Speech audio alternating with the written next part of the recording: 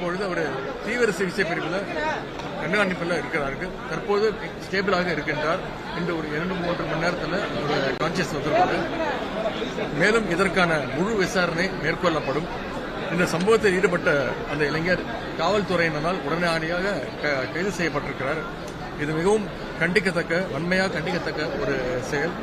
இந்த செயலில் ஈடுபட்ட அந்த இளைஞர் மீது கடுமையான சட்ட நடவடிக்கை எடுக்கப்படும். தமிழ்நாட்டில் உள்ள அரசு மருத்துவர்கள் அனைவர் மீதும் அக்கறை கொண்டது இந்த அரசு. அவர்களுக்கு தேவையான அந்த உரிய பாதுகாப்பினை கண்டிப்பாக உறுதியாக வழங்க வேண்டும் என்று நம்முடைய மாண்பு முதலமைச்சர் அவர் அதில் தெளிவாக இருக்கின்றார். கண்டிப்பாக சட்டப்படி நடவடிக்கை எடுக்கப்படும்.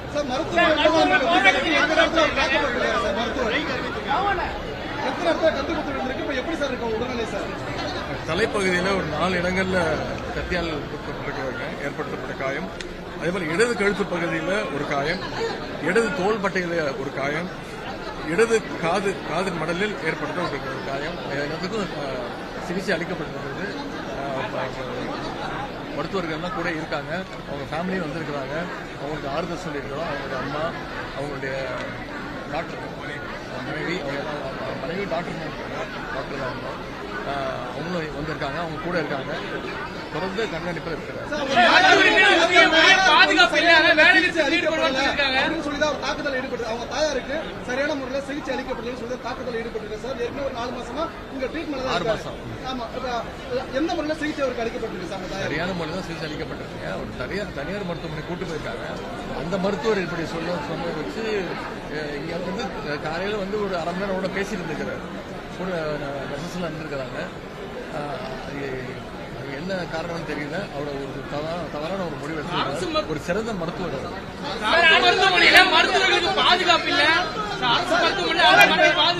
முதலமைச்சருடைய அறிவுறுத்தல் பேர்ல நம்முடைய மக்கள் நல்வாழ்வுத்துறை அமைச்சர் அவர்கள் அனைத்து மருத்துவர் சங்கங்களோட மாலை 3 மணி அளவில் ஒரு கூட்டம் நடத்திருக்கின்றாரு. அநேகமா மருத்துவ சங்கங்கள் இதை புரிந்து கொண்டு அவங்களுடைய நாளைக்கு பல்லாயிரக்கணக்கான மக்கள் நோயாளிகள் வந்து செல்லக்கூடிய இடத்துல இது மாதிரியான ஒரு சம்பவம் நடந்திருக்கு. ஹாஸ்பிட்டலுக்குள்ள அதோட பாதுகாப்பு தன்மை எப்படி சொல்லுங்க? நீங்களே சொல்லிட்டீங்க, பல்லாயிரக்கணக்கான மக்கள் வராங்க. இவரே திரு விக்னேஷ் அவர்களே வந்து தொடர்ந்து 6 மாசமா இந்த மருத்துவமனைக்கு அவங்களுடைய தாயாரை கூட்டிட்டு வந்திருக்கிறார். அதனால அவங்க மேல எந்த விதமான ஒரு சந்தேகமோ அவர் அந்த மருத்துவருக்கும் கூட எது ஒரு டவுட்டோ எதுவும் வரல, பயமோ எதுவும் அச்சமோ எதுவும் இல்லை. தொடர்ந்து வந்து சிகிச்சை பெற்றிருக்கிறாரு. தொடர்ந்து இந்த டாக்டரோட தொடர்பில் இருந்திருக்கிறாரு. அதுவும் வந்து 1/2 மணி நேரம் மட்டும் பேசிட்டு டிஸ்கஸ் பண்ணிட்டு தான் இருந்திருக்கிறாரு. அதனால இது வந்து தவிர்க்க முடியாத சம்பவம். இனிமேல் இது மாதிரி நடக்க முடியாது. மருத்துவமனையில இந்த மாதிரி ஒரு சம்பவம் நடந்திருக்கு. தொடர்ச்சியா அவர் சொல்றது உண்மை அப்படிங்கிற மாதிரி இருக்குன்றது பல சம்பவங்களை மேற்கோள் காட்டுறாரு. இந்த சூழல் இப்படி ஒரு சம்பவம் நடந்திருக்கு. இதுக்கு என்ன பதில் சார்? இது வந்து ஒரு தவிர்க்க முடியாத ஒரு விஷயம். இது வந்து கண்டிப்பா வந்து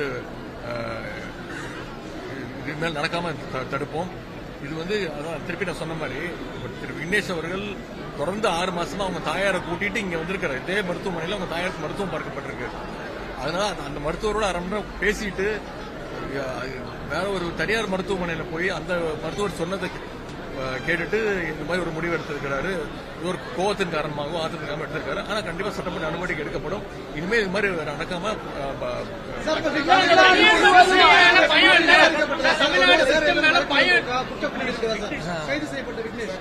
விசாரிச்சுட்டு இருக்காங்க.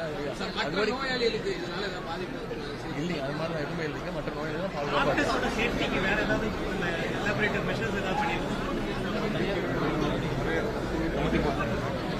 குழு ஏற்கனவே சிஎஸ் தலைமையில் ஒரு நடந்தது.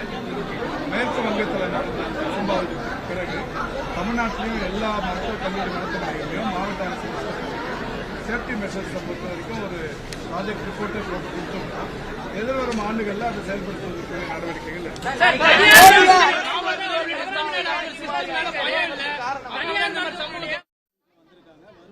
ஹாட்ச்கின்ஸ் லிம்போமா அப்படின்னு உடலில் இருக்கிற எல்லா இடத்துலையும் நெறிகட்டுற மாதிரி கட்டிகள் உருவாகி அதில் வரக்கூடிய கேன்சர்.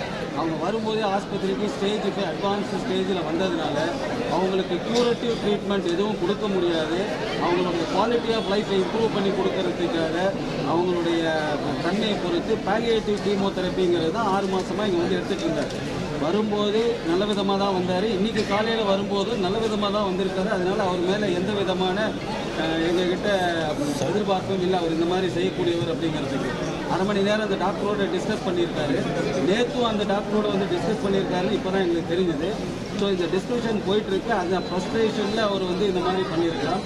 ட்ரீட்மெண்ட்டில் பொறுத்த வரைக்கும் ஹாட்கின்ஸ் லிம்போமாக்கு ஸ்டேஜ் 5ல் என்ன விதமான ட்ரீட்மெண்ட் இன்டர்நேஷ்னல் லெவலில் கொடுக்க முடியுமோ அதை வந்து மெடிக்கல் ஆன்காலஜி டிபார்ட்மெண்ட்டில் நல்ல முறையில் தான் கொடுத்துருக்காங்க. அதில் வந்து எந்த விதமான இல்லை. கேன்சருங்கிறது ஆரம்ப காலத்தில் ஆரம்ப அறிகுறியோடு இருக்கும்போது வந்தால் க்யூரட்டிவ் ட்ரீட்மெண்ட்டு கம்ப்ளீட் க்யூர் கொடுக்க முடியும் அப்படிங்கிறது ஒரு சில கேன்சருக்கு உண்டு. இவங்க வந்து அட்வான்ஸ் ஸ்டேஜில் வந்ததுனால எல்லா அட்வான்ஸ் ஸ்டேஜ் கேன்சரையும் நம்மளால் க்யூர் பண்ணி கொடுக்க முடியாது. ஓரளவுக்கு அவங்களுடைய வாழ்வாதாரத்தை இம்ப்ரூவ் பண்ணி கொடுக்க முடியும். அவ்வளோதான். இன்னும் அந்த அம்மா உயிரோடு இருக்காங்க. இன்னும் அவங்க வந்து வெளியில் போயும் ஒரு ப்ரைவேட்டில் ஒரு ட்ரீட்மெண்ட் எடுத்திருக்காங்க. ட்ரீட்மெண்ட் எடுத்து ஆக்சிஜன் டிபெண்ட்டாக தான் இருக்காங்க. என்ன அப்படின்னா அவங்க நோயின் தன்மையை கருதி அதை பரவி மற்ற இடத்துக்கு பரவி நுரையீரலை பாதித்ததுனால அவங்க வீட்டில் இருந்தாலும் ஆக்சிஜனில் தான் இருக்கக்கூடிய சூழ்நிலை. அந்த மாதிரி இருக்கும்போது இதை வந்து எல்லா கேன்சரையுமே பரவாமல் தடுக்க முடியும் அப்படின்னா வந்து அது டாக்டராலேயோ யாராலேயோ மனித பிறவி யாராலேயும் அது முடியாது. ட்ரீட்மெண்ட் ப்ரோட்டோக்கால் என்ன ஃபாலோ பண்ணணுமோ அதில் கான்ட்ரடிக்ஷனே கிடையாது. கரெக்டான ட்ரீட்மெண்ட் ப்ரோட்டோக்கால் தான் ஃபாலோ சார். அவர் இங்கே புற்றுநோய் தொடர்பாக வந்திருக்காங்க. அங்கே நிறைய மருத்துவர்களை கடந்த 6 மாசமாக பார்த்துருக்காங்க. ஆனால் ஏன் பர்டிகுலராக மருத்துவர் பாலாஜி மட்டும் அவர் தாக்கணும் சார்? அப்படி இல்லைங்க. அவர் தான் அந்த டிபார்ட்மெண்ட்டோட ஹெச்ஓடி. அவர் அசோசியேட் ப்ரொஃபஸர். அவருக்கு வந்து என்ன அப்படின்னா ஓமந்தூரார் மல்டி சூப்பர் ஸ்பெஷாலிட்டி ஹாஸ்பிட்டல்லையே 7 இயர்ஸ் வந்து அவர் சிங்கிள் மெடிக்கல் ஆஃபீஸராக இருந்து ஒர்க் பண்ணவர். நல்ல நாலேஜ் உள்ள ஒரு மெடிக்கல் ஆன்காலஜி சப்ஜெக்டில்.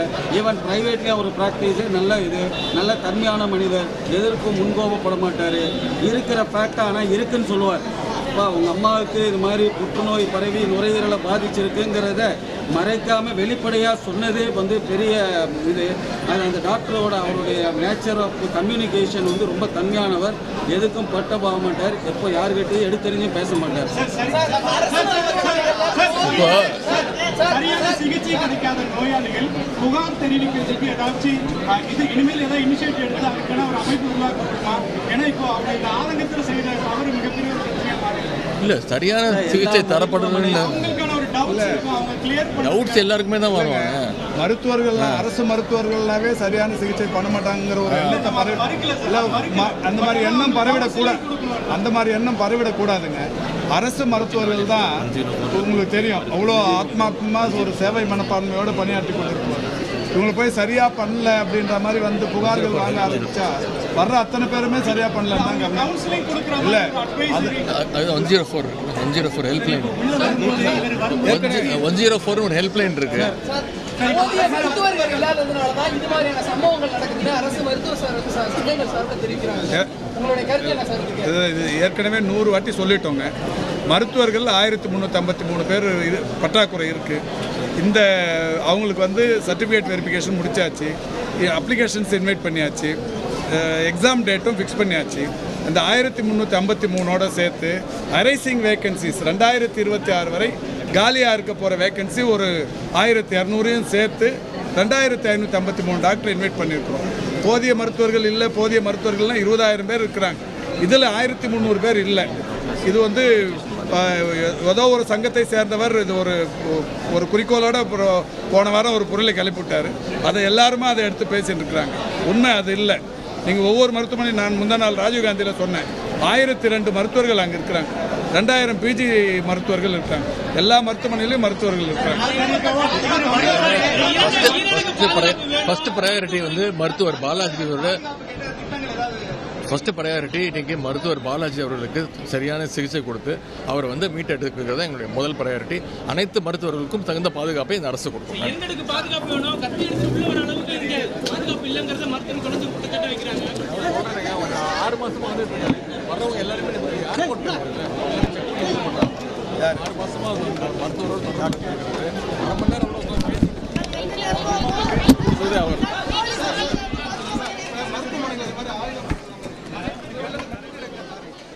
உடனுக்குடன் செய்திகளை தெரிந்து கொள்ள சன் நியூஸ் பெல் ஐகானை கிளிக் பண்ணுங்க.